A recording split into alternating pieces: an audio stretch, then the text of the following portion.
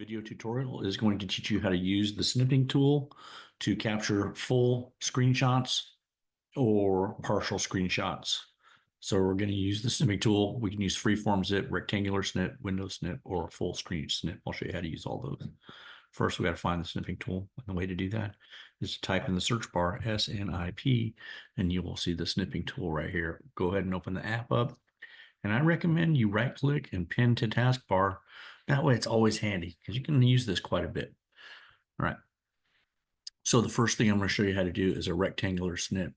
And you can select modes here. We're going to start with a rectangular and just go ahead and click on new. And you'll see everything grays out and you've got a little plus sign, and that's where your snip is going to start. So I'm going to capture this right here, and I'm just going to drag it diagonally down and to the right until I get the whole entire thing. Okay, and there's my snip. Okay, I can use edit copy or control C.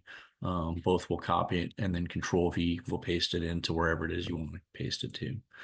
The other way to use the snipping, another way to use the snipping tool is to use a full screen snip. Okay, and we'll just click on window snip and new.